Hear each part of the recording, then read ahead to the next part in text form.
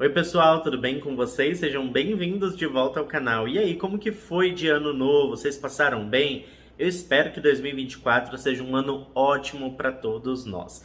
Bom, como vocês sabem, eu estava de reforma aqui em casa, né? Então eu passei basicamente o ano novo com um pedreiro aqui em casa, meu aniversário também, que eu faço aniversário logo no dia 3 de janeiro, né? Quase junto com a virada de ano. E eu tava com obra aqui, tava tudo uma loucura, mas graças a Deus terminou tudo. Tá tudo pronto, a minha piscina tá pronta, meu quintal tá pronto.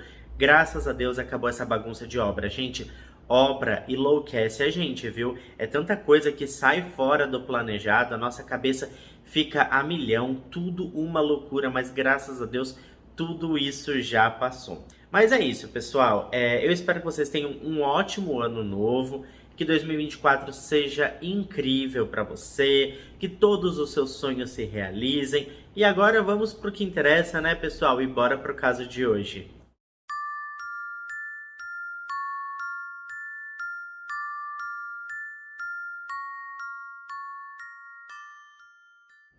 Angela Darlene McNulty nasceu no dia 2 de outubro de 1968. Então nós temos aqui uma libriana, né? Ela nasceu e cresceu nos arredores de Sacramento, que é a capital do estado norte-americano da Califórnia e sede do condado de Sacramento. Os seus pais eram o casal Nancy e seu marido Jerry, e juntos eles tiveram vários filhos. Aliás, aquela família era bastante grande, viu? E para vocês terem ideia, quando a Angela nasceu, a sua mãe tinha apenas 18 anos de idade e já tinha outros dois filhos, de outros dois pais diferentes. E por outro lado, Jerry não era muito flor que se cheira, tá? Ele era muito agressivo e estava sempre envolvido em confusões e andava com uma galera meio que da pesada, sabe? Ele era conhecido por ser uma pessoa intimidadora e chegou a coordenar algumas gangues na região de Sacramento. Bom, o Jerry também era um paquerador e nunca levava a sério seus relacionamentos. Tanto que quando a Nancy ficou grávida da Angela, o Jerry continuou tendo casos com várias outras mulheres. Curiosamente, ele engravidou outra mulher ao mesmo tempo em que a Nancy engravidou. Então, assim que a Angela nasceu, poucos dias depois ela ganhou mais um meio-irmão por parte de pai. Bom, gente, como já é de se esperar, o Jerry era violento em casa também. Ele tratava sua esposa muito mal e batia nela praticamente todos os dias. Todos viam os hematomas e cortes na mulher, mas ninguém denunciava o homem porque naquela região todos tinham medo dele. Quando a pequena Angela estava com 5 anos de idade, a sua mãe finalmente teve coragem de partir e deixar o Jerry para trás. Ela arrumou um lugar para viver com seus 5 filhos e estava seguindo com a sua vida, tudo assim na maior normalidade possível. Com o passar dos anos, ela se tornou uma mulher livre, muito mais feliz e até começou a sair e paquerar outros rapazes. Mas o Jerry não gostou dessa ideia, tá? Assim que ele percebeu que a Nancy estava vivendo a sua vida e que não precisava dele para mais nada, ele começou a persegui-la e jurou que ela nunca mais seria feliz sem ele. Infelizmente, numa noite na qual a Nancy tinha marcado um encontro com um rapaz, ela foi encontrada sem vida às margens de um rio. Todos achavam que o Jerry tinha feito aquilo com a jovem mãe por conta ali do histórico de violência do homem e de todas as ameaças que ele já tinha feito a ela. Era meio que óbvio que o Jerry deveria ser o principal suspeito, mas lamentavelmente ele nem sequer foi investigado. Nas décadas de 70 e 80 nos Estados Unidos, havia uma quantidade enorme de SKs agindo livremente, principalmente na Califórnia, né, gente? Então os policiais decidiram meio que encerrar o caso, afirmando que a mulher teria sido vítima de um desses assassinos em série. Bom, a polícia achava que talvez o Ted Bundy tivesse tirado a vida da Nancy, mas no final das contas o assassinato da Nancy continua sem solução até os dias de hoje, e o Jerry nunca foi formalmente acusado pelo crime. Bom, as coisas já não estavam boas para Angela e ficaram ainda piores. Ela foi encaminhada junto com seus outros irmãos para morar com o Jerry. Ele nunca foi acusado de nada e, como era o pai biológico de 3 crianças, todos foram encaminhados para viver com ele. Para deixar as coisas ainda piores, Lembra que eu falei para vocês que o Jerry engravidou uma outra mulher e que a Angela teve um irmão logo que nasceu? Então, gente, acontece que essa mulher se chamava Rebecca e o Jerry decidiu assumir o namoro com ela e determinou que morariam todos juntos. Ela tinha mais 3 filhos e no total a casa ficou com 2 adultos e 8 crianças. Mas a verdade é que as crianças eram tratadas de maneiras diferentes. A Rebecca sempre favorecia os seus próprios filhos, enquanto a Angela e seus irmãos eram absolutamente negligenciados. A casa era muito pequena, tinha apenas 2 quartos e 10 pessoas viviam juntas. O Jerry era muito violento e sentava a mão na Rebecca, tá? Na frente dos filhos mesmo. Provavelmente para deixar claro quem mandava naquela casa e o que poderia acontecer com quem desobedecesse ele. Para vocês terem ideia do quão perverso ele poderia ser, o Jerry chegou a tentar incendiar a Rebecca. E com o passar das semanas, as crianças também passaram a sofrer com a fúria do homem. E fora tudo isso, tinha também a questão da alimentação. O Jerry e a Rebecca negavam comida às crianças, apenas para fazê-las sofrer mesmo e ensinar o que eles chamavam de disciplina. A Angela era a filha mais velha entre as meninas e podemos imaginar o quanto ela sofria. Ela era totalmente isolada das outras crianças e vivia em sua própria solidão. O Jerry nunca permitiu que ela tivesse amigos e fica difícil descrever o quão terrível foi a infância dela, porque foram muitos acontecimentos horrorosos. Tanto é verdade que quando ela estava com apenas 16 anos de idade, a Angela decidiu abandonar a escola e fugir de casa. Ela se envolveu com um homem que trabalhava em um circo e passou a viajar pelo país. 4 anos depois, quando estava com 20 anos de idade, a Angela voltou para Sacramento e foi em sua cidade natal que ela conheceu um homem chamado Anthony Maples. Eles começaram um relacionamento e meio que se apaixonaram. E na verdade a única coisa que eles tinham em comum era o vício em entorpecentes. A Angela estava viciada nessas coisas e o relacionamento dos dois não era nada saudável. Na verdade era assim, podre, tá? Além disso, os dois estavam desempregados e o pouco dinheiro que entrava acabava saindo com os gastos, com essas coisinhas erradas. Mesmo assim, eles imaginaram que seria uma boa ideia ter filhos, e foi daí que ela engravidou do Anthony Jr. Algum tempo depois, veio o segundo filho do casal, chamado Brandon. Quase 6 anos depois, quando a Angela estava com 26 anos, ela deu à luz a uma menininha, que recebeu o nome de Janet Mary Maples. E como vocês já devem estar pensando, daqui pra frente, pessoal, foi só ladeira abaixo. Bom, o tempo passou e o uso de entorpecentes só aumentou e os 2 adultos só se preocupavam com isso. As 3 crianças tinham 6, 5 e 1 aninho de idade na época e eram completamente negligenciadas. Ninguém dava comida para elas, ninguém as limpava corretamente, elas estavam quase completamente abandonadas. E alguns meses depois, a Angela e o Anthony foram presos por posse de entorpecentes. Com isso, pessoal, as autoridades de bem-estar infantil ficaram sabendo da situação precária ali das crianças, mas infelizmente nenhuma delas foi encaminhada para a adoção. Na verdade, os agentes procuraram por familiares que pudessem acolher os menores. E no final das contas, eles encontraram o Jerry.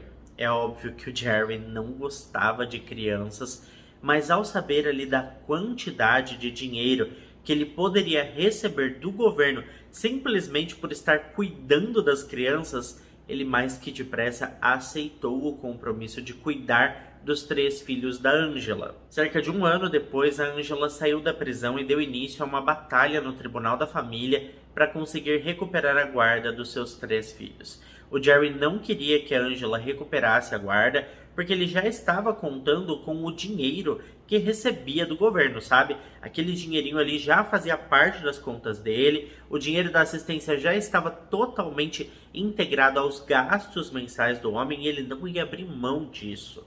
Por fim, com medo de que a Angela contasse tudo o que sabia sobre ele e atrapalhasse a sua vida e os seus negócios, o Jerry decidiu colocar as crianças em um lar adotivo. A Angela continuou lutando na justiça e nos 4 anos seguintes, ela visitou seus filhos no lar adotivo pelo menos uma vez por semana. A Janet, que estava com 1 ano de idade quando a sua mãe foi presa, agora tinha acabado de completar 6 anos quando o tribunal convocou uma reunião. O ano era 2001 e naquela altura Angela estava com 32 anos quando o tribunal perguntou para os meninos mais velhos se eles queriam voltar para a casa da mãe. E eles disseram que não, que preferiam continuar morando no lar adotivo. Mas a Janet, que como eu acabei de dizer estava com apenas 6 aninhos de idade e tinha convivido muito pouco com a sua mãe biológica, respondeu que queria voltar para casa com a mamãe. Ela queria passar esse tempo com a mamãe dela e refazer os laços, né? Bom, gente, o fato é que o Tribunal da Família concedeu a Angela a guarda integral da sua filha Janet. Infelizmente, essa decisão de colocar a menininha de volta aos cuidados da sua mãe traria consequências devastadoras. Em 2002, quando a Janet estava com 7 anos de idade e já fazia pouco mais de 1 ano que tinha sido devolvida para sua mãe biológica, a Angela decidiu ter outro filho com um homem totalmente desconhecido. Dessa vez, uma menina que recebeu o nome de Patience. Cerca de 6 meses depois, a Angela entrou em um relacionamento sério com um outro homem chamado Richard Moult. E as coisas evoluíram entre os dois e alguns meses depois, a Angela e o Richard se casaram e tiveram um filho juntos, que foi chamado de Richard Jr. Então, para resumir agora, nessa altura, eles eram uma família de 5 pessoas novamente. A Angela e seu esposo Richard e as 3 crianças. A Janet, a Patience e o Richard Jr., que tinha acabado de nascer, né? Bom, por um curto período de tempo, as coisas ficaram bem naquela casa. Mas assim, foi muito curto mesmo esse tempo, tá? Porque alguns anos depois, mais especificamente em 2005, a família decidiu sair da região de Sacramento e se mudar para Eugene, no estado do Oregon. E daí pra frente, foi só para trás. Quando a Janet estava com 10 para 11 anos, a sua mãe Angela passou a atormentá-la, igual seu pai tinha feito com ela, tá? Ela passou a ser violenta com a sua filha e os castigos foram evoluindo exponencialmente, chegando ao ponto da garota ser castigada por coisas à toa do dia a dia. A Janet foi sendo deixada de lado pela mãe, enquanto as outras crianças recebiam todo o carinho, cuidado e atenção dos seus pais. A Angela estava fazendo a sua filha Janet viver o inferno que ela mesma tinha vivido com o seu pai Jerry. A Angela estava projetando ali a sua própria infância para Janet. Ela até proibia que os irmãos da Janet interagissem com ela, deixando-a completamente isolada em casa, sem ninguém com quem conversar. Os outros irmãos, a Patience e o Richard Jr., testemunharam todo o abuso sofrido pela Janet. A Angela dava a Janet uma quantidade mínima de comida, apenas o suficiente para ela sobreviver mesmo, tá? A Angela colocou também cadeados nos armários da cozinha e na geladeira para impedir que a Janet tivesse acesso a qualquer alimento. Ela decidiu também controlar a quantidade de água que a Janet bebia, e esse abuso extremo durou mais de 1 ano, até que a Janet finalmente entrou no ensino médio, e foi nesse momento que os seus professores e colegas começaram meio que a notar algo estranho com ela, sabe? Eles perceberam rapidamente que ela era uma jovem muito magra e subdesenvolvida mesmo ali para sua idade. Seus pais nunca lhe davam almoço para levar à escola e nem mesmo dinheiro para comprar comida na cantina. A Janet sempre usava as mesmas roupas sujas e rasgadas todos os dias. Uma merendeira chamada Michelle Mullins falou com os investigadores muitos anos depois e contou que começou a dar comida escondido para Janet. Mas essa nobre atitude não durou muito tempo, porque um dia a Janet chegou chorando, dizendo que a sua mãe descobriu que ela estava recebendo refeições na escola e que ela estava comendo lá, né? E a mãe dela estava muito brava com isso. A Angela percebeu que a Janet estava ganhando peso e por fim ela foi proibida de aceitar comida de qualquer pessoa. A Janet estava tão determinada a não voltar para casa que se jogou de cabeça nos estudos. Ela se juntou a todos os grupos de atividades e esportes da escola e queria ficar lá o máximo de tempo possível, para ficar mesmo longe de casa. A biblioteca também era o seu refúgio. Ela amava ler e se deliciava com as poesias. Depois da aula, a Janet corria para a biblioteca e se perdia nos livros. Ficava lá até o bibliotecário ter que expulsá-la porque estava fechando. As coisas ficaram tão ruins que a Janet começou a ir para a escola com hematomas por todo o seu corpo. E por isso, uma denúncia foi feita para os coordenadores pedagógicos do colégio, que acionaram o conselho tutelar. Bom, o conselho tutelar foi até a escola conversar com a Janet e ela contou tudo, desde ser trancada no quarto por horas, privada de comida, água e banheiro, até apanhar ali e ser obrigada a comer pimentas bem fortes quando ela reclamava de fome, sabe? O conselho tutelar em seguida foi até a casa da família e obviamente a Angela negou tudo. Ela disse inclusive que a sua filha era uma grande mentirosa, que tudo era inventado e fantasiado pela mente doentia da garota.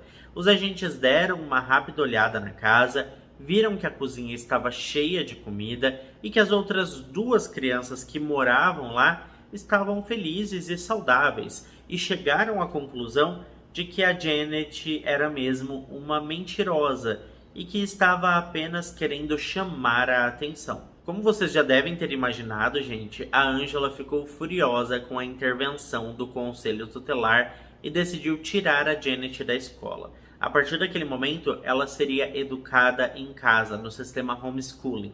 Mas é evidente que ela não estava nem aí para a educação da menina, né? Porque suas reais intenções eram outras. A Angela queria mesmo era fazer a sua filha sofrer cada vez mais, sem dó nem piedade. Ela trancava a jovem no quarto e dava várias surras na menina todos os dias. Os meses foram passando e as agressões foram piorando. Os dois irmãos mais novos tentavam ajudar a Janet sempre que podiam. Eles tentavam entregar água, comida ou qualquer tipo de remédio para ela escondido.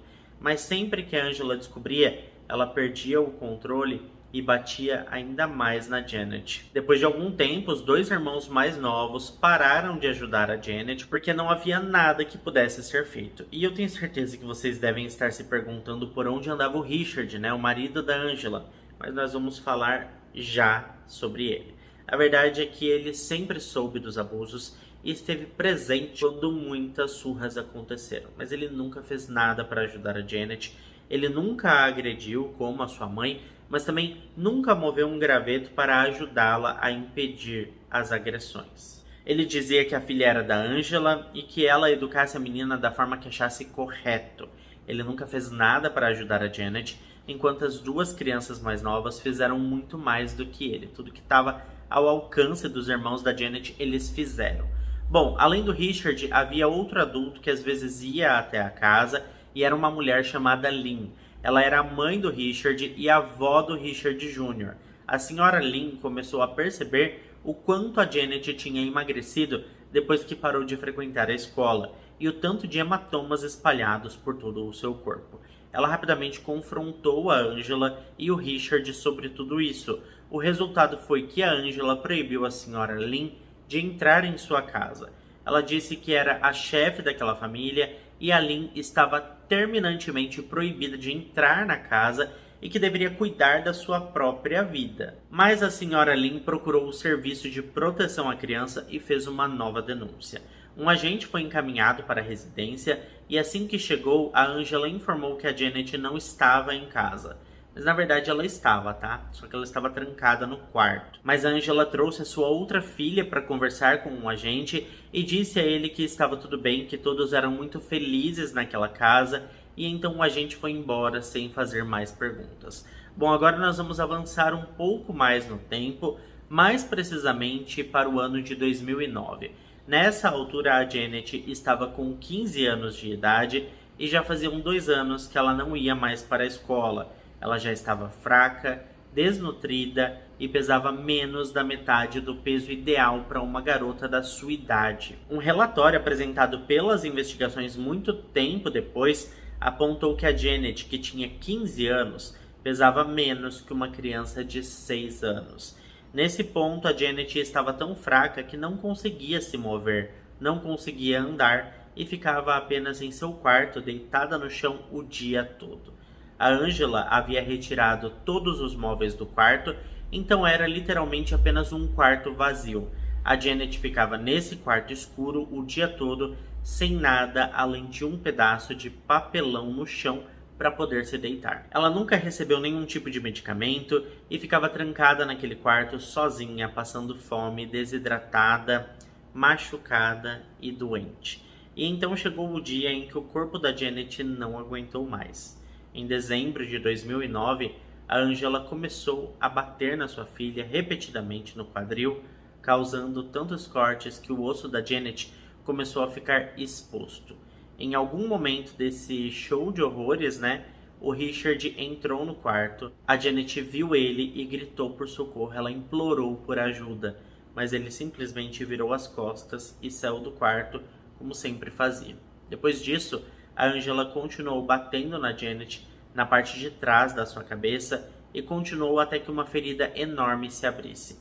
Foi tão brutal o ataque que a Janet ficou com danos cerebrais. O corpo dela começou a ter convulsões e nos próximos 4 dias a garota foi deixada sozinha no quarto, deitada em um pedaço de papelão com um buraco enorme na cabeça. A irmã mais nova dela, a Patins, falou com a equipe de investigações mais tarde e contou que quando entrou no quarto e viu a sua irmã naquelas condições, era como se a Janet fosse outra pessoa. Ela estava totalmente desfigurada. Por fim, na manhã do dia 9 de dezembro de 2009, a Angela foi checar como a Janet estava e percebeu que ela estava fria e salivando muito.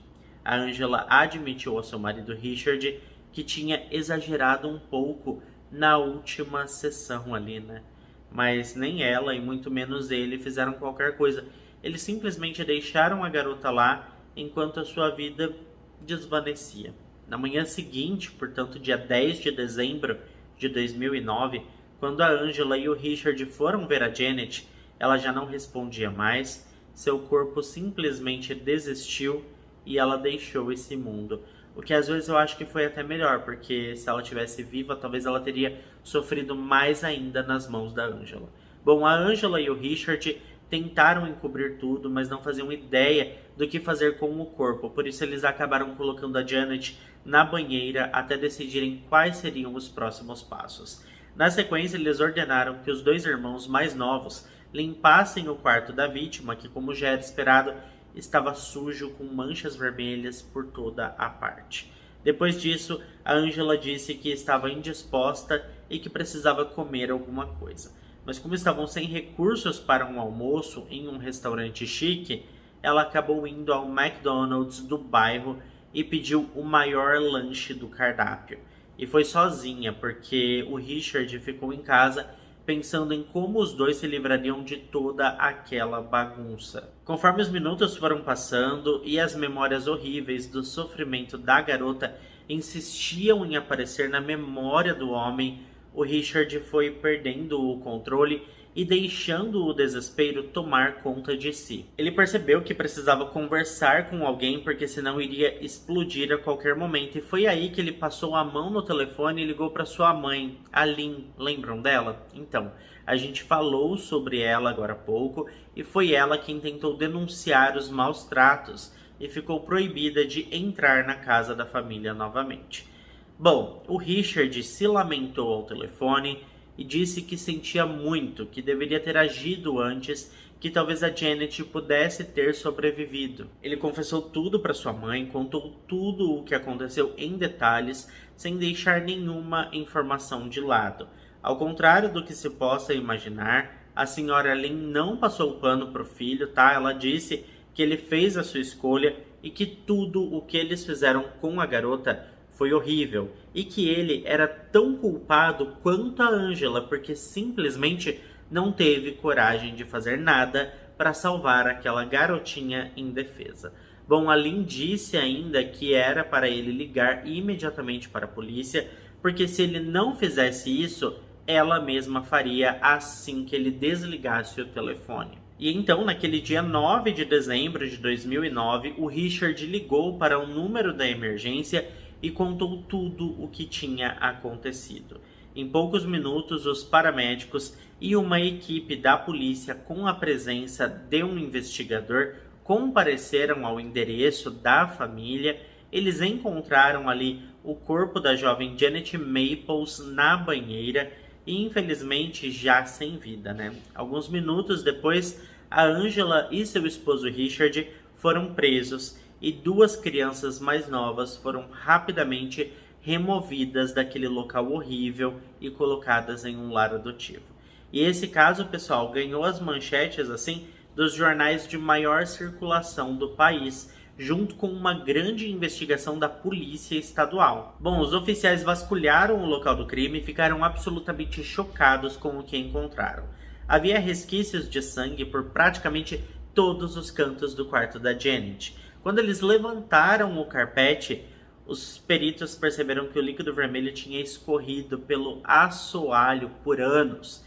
Eles encontraram também todos os objetos utilizados pela Angela, como cintos, galhos de árvore, barras de metal e muitas outras ferramentas. O patologista forense ficou impressionado com a quantidade de ferimentos e com a quantidade de possíveis causas da morte. Ela tinha centenas de lesões, ossos quebrados, cortes tão profundos que os ossos estavam expostos e um buraco na parte de trás da cabeça que causou sangramento no cérebro. Também foi descoberto que ela tinha pneumonia devido a um pulmão machucado que enviou bactérias para sua corrente sanguínea. Enfim, a autópsia concluiu que a causa da morte da Janet foi resultado de violência intencional prolongada. A Angela e o Richard foram levados para o interrogatório e, inexplicavelmente, o Richard tentou assumir a culpa. Ele disse que tudo foi culpa dele e que a Angela nunca fez nada. E isso, aparentemente, era um plano do Richard e da Angela, se eles fossem pegos, porque o Richard era cardíaco e tomava medicamentos. Então os dois acreditavam mesmo que o juiz poderia ser mais compreensivo com ele e dar uma pena menor em decorrência do seu estado de saúde. Bom, mas a gente sabe como funcionam os interrogatórios profissionais, né? Os investigadores estavam em busca da verdade real e começaram a pressionar o Richard com bastante vigor até que ele não aguentou mais e confessou a verdade. Ele revelou todos os anos de abuso que a Angela tinha infligido em sua própria filha Janet. Ele admitiu que testemunhou tudo e não fez absolutamente nada para ajudar. Por outro lado, quando chegou a vez da Angela ser interrogada, ela tentou convencer a todos de que aquilo não passou de um acidente, que a única coisa que tinha feito com a filha foi um puxão de orelhas e umas palmadinhas de vez em quando e nada muito violento. Mas os investigadores não estavam para brincadeira, né? E falaram muito sério com a Angela. Os ferimentos ali no corpo da vítima denunciavam que algo horrível tinha acontecido e era algo frequente e que existia há vários anos. Eles esclareceram que sabiam que ela estava mentindo e que tinham certeza sobre o histórico de violência que a garota estava sofrendo em casa. Por fim, gente, a Angela também confessou a verdade sobre o que realmente tinha acontecido. A Angela e o Richard foram acusados de assassinato em primeiro grau e tiveram o pedido de fiança negado, o que os obrigou a aguardar o julgamento atrás das grades. Com a repercussão desse caso e muito pelo fato de ter caído nas mãos de investigadores realmente comprometidos com a verdade, uma grande investigação se iniciou e envolveu inclusive o Serviço de Proteção à Criança. Os investigadores queriam entender como foi que o departamento permitiu que esse caso chegasse aonde chegou. Um relatório emitido pelas autoridades policiais demonstrou que os funcionários do órgão de proteção infantil falharam miseravelmente com a pequena Janet. Havia inúmeros relatos de negligência que foram ignorados ao longo dos anos. Os oficiais mostraram ao público também que a mãe do Richard, a senhora Lynn, tinha denunciado novamente os abusos que a Janet vinha sofrendo alguns meses antes do assassinato. Mas os relatos e denúncias foram basicamente ignorados pelo Departamento de Bem-Estar Infantil. O julgamento começou pouco mais de um ano depois, em fevereiro de 2011, e a equipe de defesa já tinha analisado meticulosamente todas as provas coletadas pela promotoria. Então, sob orientação de seus advogados de defesa, tanto o Richard quanto a Angela se declararam culpados de assassinato. O Richard foi sentenciado à pena de prisão perpétua com possibilidade de liberdade condicional após o mínimo de 25 anos. Mas a Angela, por outro lado, estava em maus lençóis, viu?